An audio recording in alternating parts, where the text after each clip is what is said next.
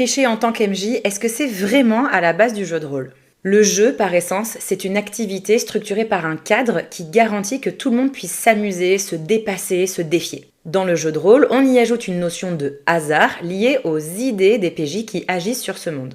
En fonction de la faisabilité de cette idée, le MJ décide du degré de difficulté à atteindre pour réussir ou non cette action, on lance le dé, puis on assume ensemble les conséquences de cette idée. La triche, c'est une tentation omniprésente de défier l'autorité et le cadre. Et si elle est nécessaire lorsque ces deux éléments sont injustes, elle devient très dangereuse lorsqu'elle remet en question deux éléments fondateurs du JDR, la confiance et l'équité. C'est donc important de commencer par se demander pourquoi on voudrait tricher. On peut vouloir ou avoir besoin de contrôler la narration. Parfois, on peut être tenté de modifier le résultat d'un dé pour s'assurer que certains événements se produisent ou non. Et de vouloir préserver l'engagement de ses joueurs et joueuses à sa table, lorsque par exemple on a une session où on enchaîne vraiment beaucoup les mauvais jets, pour pouvoir gérer le rythme d'une session qui s'éternise ou qui au contraire est beaucoup trop rythmée, pour corriger ses propres erreurs de jugement en ayant par exemple préparé un combat beaucoup trop fort pour son équipe, pour faire du favoritisme, qu'il soit conscient ou non, ou par simple frustration personnelle pour punir un joueur ou une joueuse qui aurait un comportement qu'on estime être inadapté autour de sa table. Il y a des bonnes et des mauvaises raisons de tricher. On pourra alors sans doute s'accorder sur le fait qu'une bonne triche, elle va aller dans le sens de l'adaptation pour une bonne histoire pour tous, pour maintenir le plaisir et l'engagement des joueurs à sa table, ou pour récompenser la fameuse règle du cool qui, selon moi, prévaut sur les règles officielles. En parallèle d'une mauvaise triche qui irait dans le sens de l'avantage personnel au détriment du reste du groupe, de l'équité et de l'équilibre, et de la dénaturation de l'expérience même du jeu de rôle. Le jeu de rôle, il a un contrat tacite qui dit que pour pouvoir coopérer efficacement, il faut qu'il y ait une confiance mutuelle et que le jeu soit équitable pour tous. Du coup, je te donne 7 arguments pour tenter de te convaincre d'arrêter de tricher. Dans l'absolu. 1. L'aléatoire, c'est un élément fondamental du JDR. Si tu utilises un système de jeu où on utilise des dés, ils ne sont pas là pour décorer. Les lancers de dés, ils représentent l'incertitude et la surprise autorisée par le hasard. Tricher en tant qu'MJ, ça revient à priver ses joueurs et ses joueuses, mais également soi-même de la surprise du destin. Si le hasard ne compte pas à vos yeux, pourquoi lancer des dés ?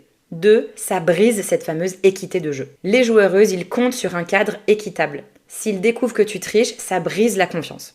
3. Ça brouille la lisibilité du risque et des conséquences. Si tes joueuses, ils savent qu'ils doivent s'en remettre uniquement à ton jugement arbitraire pour savoir si leurs actions vont réussir ou non, alors toute prise de risque devient absurde. Pourquoi calculer ses chances, faire preuve de prudence ou au contraire passer du temps à établir des plans d'action si on sait que c'est toi, MJ, qui a déjà décidé de l'issue de cette action ? 4. Ça annule complètement l'effet des réussites critiques et des échecs critiques. Vous voyez cette excitation autour de la table quand on fait un 20 naturel quand on joue à D&D, ou au contraire cette peur panique quand on fait un 1 ? Si le MJ triche, alors ces moments de victoire sont creux et ces échecs sont artificiels. 5, et j'aurais pu le mettre en 1, le MJ aussi doit être surpris. Je sais que c'est le point où on s'accordera sans doute le moins, mais les MJ ne sont pas obligés de tout contrôler. Parfois, un jet de dés improbable ou une réussite critique à un moment complètement random, ça ouvre la voie sur des chemins qu'on n'a pas envisagés. Et souvent, ces chemins, ils sont vraiment plus intéressants que ce qu'on avait prévu. Il faut avoir l'humilité de le reconnaître. Avant-dernier, le 6, ça a créé un précédent qui est dangereux. Si vous, en tant qu'MJ, vous trichez, alors pourquoi vos joueurs et joueuses ne pourraient-ils pas faire la même chose ? Ça devient difficile d'exiger chez les autres de respecter les règles quand nous-mêmes on les tord à sa guise. Et enfin 7, le JDR, ça n'est pas un film scénarisé ou un livre scénarisé. Une partie de JDR, ça n'est pas une histoire écrite à l'avance par le MJ, ô combien vous êtes un bon scénariste. C'est une narration partagée, collective et dirigée principalement par les idées des PJ et leur lancer de dés. Tricher sur les dés ou tricher sur les règles, c'est nier cette dynamique.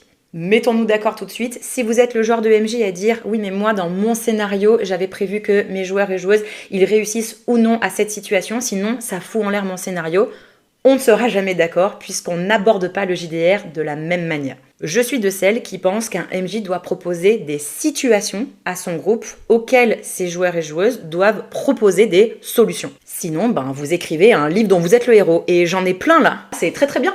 Là au moins, les choix ils sont polarisés et c'est ok. On a l'avantage d'une belle écriture, d'un scénario qui est maîtrisé, sans qu'il y ait des PJ qui viennent foutre le chaos là-dedans. Il y a cette fameuse phrase, cette fameuse blague en trame de fond du JDR qui dit « Je suis le dieu créateur du monde, j'ai donc le pouvoir de vie et de mort sur tous mes PJ et mes PNJ ». Perso, cette vanne, ça fait longtemps qu'elle me fait plus rire, voire même, je dirais que ça nuit aux valeurs du JDR contemporain. Un MJ, c'est peut-être certes un créateur de monde, mais c'est surtout un arbitre qui va garantir un espace de jeu safe, cool et équitable. Je sais, j'ai prononcé beaucoup de fois ce mot, mais c'est important. Pour qu'on s'amuse ensemble, MJ compris. Si votre notion du plaisir, ça ne tient qu'à la domination de l'autre, je vous invite à vous assurer qu'à votre table, tout le monde y consent.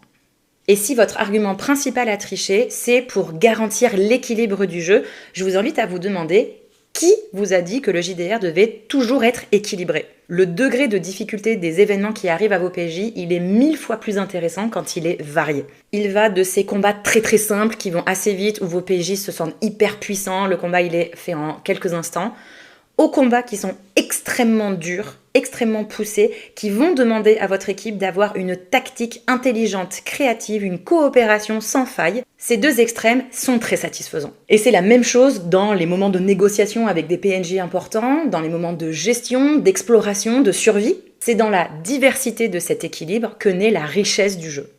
Ouah, c'est beau. Ne punissez pas votre compagnie de rouler extrêmement haut sous prétexte d'équilibre du jeu ou pire, d'échelle de satisfaction à votre table. Alors oui, statistiquement, il y a des chances pour que un de vos Big Bad Evil Guys se fasse désintégrer en 3 tours. Ou un de vos PJ va rouler le succès critique qui sort de nulle part et qui va convaincre un PNJ complètement inconvaincable et pourtant il a réussi. Mais qu'on soit d'accord, cette situation-là, elle est extrêmement rare. Quand ça arrive, réjouissez-vous de cette inégalité. C'est ça qui fait des moments mémorables à table.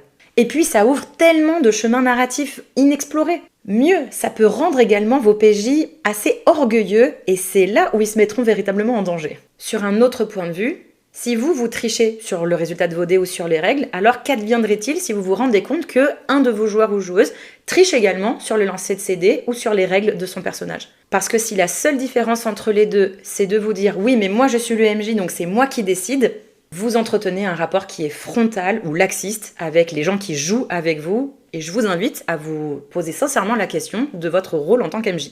On retrouve donc ce comportement de tricheur chez deux types de MJ, les MJ qui sont débutants et qui ont besoin de se sentir en confiance et les MJ mégalos. Si les premiers ont pour bonne raison de devoir se confronter à l'expérience du jeu, du lâcher-prise, de la confiance, les seconds, bon, vous avez compris ce que je pense d'eux. Et en vrai, c'est super enrichissant et intéressant de se poser sincèrement et humblement la question de son rapport à son rôle de MJ et de son rapport de domination ou non. Ça vous évitera de vous retrouver à la table de MJ toxiques ou alors de donner du gaz à des personnes qui ne le méritent pas. C'était pas un sujet facile, mais je suis quand même contente d'en avoir parlé. On reste bienveillant dans les commentaires s'il vous plaît, n'hésitez pas à partager vos avis.